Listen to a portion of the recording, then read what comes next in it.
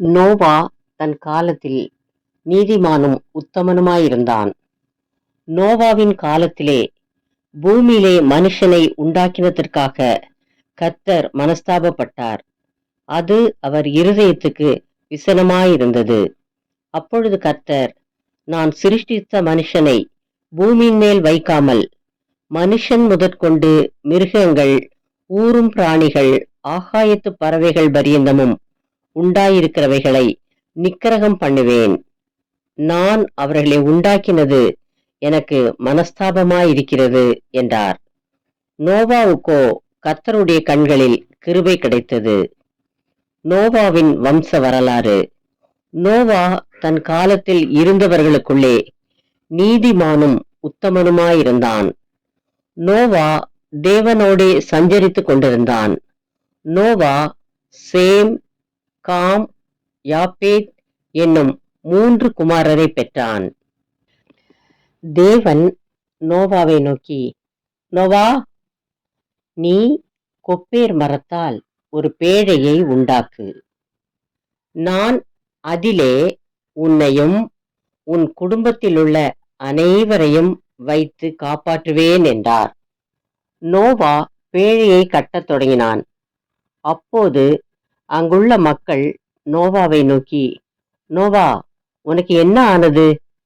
ஏன் இங்கே கப்பலை கட்டுகிறாய் என்றார்கள்.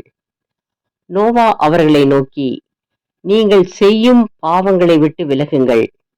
அப்போது தேவன் உங்களையும் இந்த பேழையிலே வைத்து உயிரோடே காப்பார் என்றான்.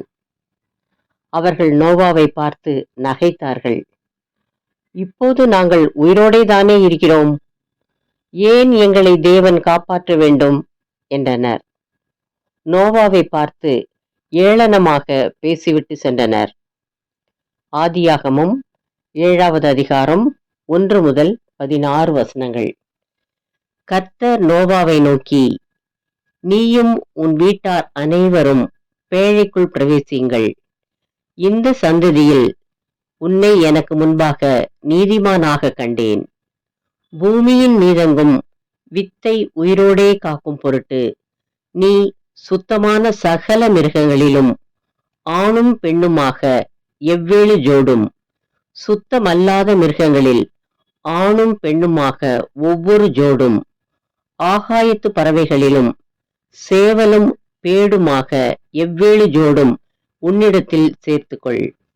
இன்னும் 7 நாள் சென்ற பின்பு 40 நாள் இரவும் பகலும் பூமியின் மேல் மழையை வருஷிக்க பண்ணி, நான் உண்டாக்கின ஜீவ ஜந்துக்கள் அனைத்தையும் பூமியின் மேல் இராதபடிக்கு நிக்கிரகம் பண்ணுவேன் என்றார். நோவா தனக்கு கர்த்தர் கட்டளையிட்டபடியெல்லாம் செய்தான். ஜல பிரளயம் பூமியின் மேல் உண்டான போது நோவா 600 வயதாயிருந்தான். ஜல பிரளயத்துக்கு தப்பும்படி நோவாவும் அவனுடனே கூட அவன் குமாரரும் அவன் மனைவியும் அவன் குமாரரின் மனைவிகளும் பேழைக்குள் பிரவேசித்தார்கள். தேவன் நோவாவுக்கு கட்டளையிட்டபடியே சுத்தமான மிருகங்களிலும் சுத்தமல்லாத மிருகங்களிலும் பூமியின் மேல் ஊரும் பிராணிகள் எல்லாவற்றிலும் ஆணும் பெண்ணும் ஜோடு ஜோடாக நோவாவிடத்தில் பேழைக்குட்பட்டன. 7 நாள் சென்ற பின்பு பூமியின் மேல் ஜல பிரளயம் உண்டாயிற்று. நோவாவுக்கு 600ஆம் வயதாகும் வருஷம் 2ஆம் மாதம் 17ஆம் தேதியாகிய அந்நாளிலே மகா ஆழத்தின் ஊற்று கண்களெல்லாம் பிளந்தன, வானத்தின் மதகுகளும் திறவுண்டன. 40 நாள் இரவும் பகலும் பூமியின் மேல் பெருமழை பெய்தது. அன்றை தினமே நோவாவும் நோவாவின் குமாரராகிய சேமும் காமும் யாப்பேத்தும் அவர்களுடனே கூட நோவாவின் மனைவியும் அவன் குமாரரின் 3 மனைவிகளும் பேழைக்குள் பிரவேசித்தார்கள். அவர்களோடு ஜாதி ஜாதியான சகலவித காட்டு மிருகங்களும் ஜாதி ஜாதியான சகலவித நாட்டு மிருகங்களும் பூமியின் மேல் ஊறுகிற ஜாதி ஜாதியான சகலவித ஊரும் பிராணிகளும், ஜாதி ஜாதியான சகலவித பறவைகளும், பலவிதமான சிறகுகளுள்ள சகலவித பட்சிகளும் பிரவேசித்தன.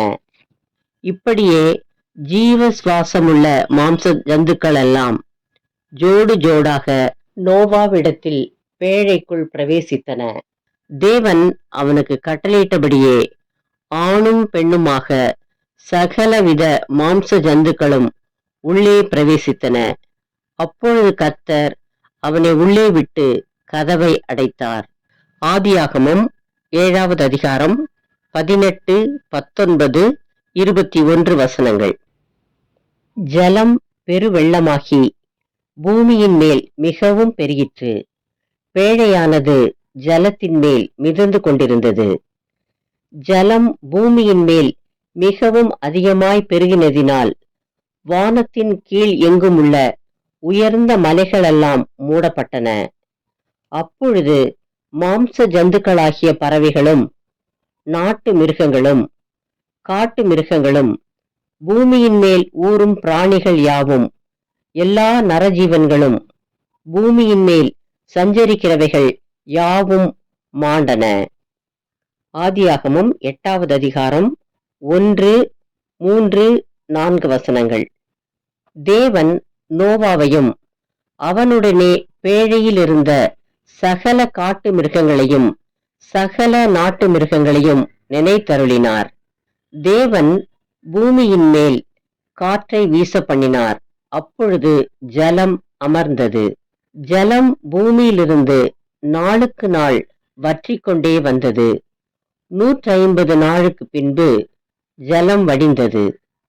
7ஆம் மாதம் 17ஆம் தேதியிலே பேழை அரராத் என்னும் மலைகளின் மேல் தங்கிற்று. 8வது அதிகாரம் 13 19 வசனங்கள். அவனுக்கு 601 வயதாகும் வருஷத்தில் முதல் மாதம் 1 தேதியிலே பூமியின் மேலிருந்த ஜலம் வற்றி போயிற்று. நோவா பேழையின் மேல் தட்டை எடுத்து பார்த்தான். பூமியின் மேல் ஜலம் இல்லாதிருந்தது. 2ஆம் மாதம் 27ஆம் தேதியிலே பூமி காய்ந்திருந்தது. அப்பொழுது தேவன் நோவாவை நோக்கி, நீயும் உன்னோடே கூட உன் மனைவியும் உன் குமாரரும் உன் குமாரரின் மனைவிகளும் பேழையை விட்டு புறப்படுங்கள். உன்னிடத்தில் இருக்கிற சகலவித மாம்ச ஜந்துக்களாகிய பறவைகளையும் மிருகங்களையும் பூமியின் மேல் ஊறுகிற சகல பிராணிகளையும் உன்னோடே கூட வெளியே வரவிடு. அவைகள் பூமியிலே திரளாய் வர்த்தித்து பூமியின் மேல் பலுகி பெருக கடவது என்றார். அப்பொழுது நோவாவும் அவன் குமாரரும் அவன் மனைவியும் அவன் குமாரரின் மனைவிகளும் புறப்பட்டு வந்தார்கள். பூமியின் மேல் நடமாடுகிற சகல மிருகங்களும் ஊறுகிற சகல பிராணிகளும் சகல பறவைகளும் ஜாதி ஜாதியாய் பேழையிலிருந்து புறப்பட்டு வந்தன. இப்படியாக தேவன் நோவாவையும் அவன் குடும்பத்தினர் அனைவரையும் பேழைக்குள்ளிருந்த மிருகங்களையும் காப்பாற்றினார். தேவனுக்கு பயந்து அவர் வழிகளில் நாம் உத்தமமாய் நடந்தால் தேவன் நம்மை காப்பாற்றுவார் என்பதை இக்கதையின் மூலம் தெரிந்து கொள்கிறோம். தேங்க்ஸ் ஃபார் வாட்சிங். Like, share, subscribe.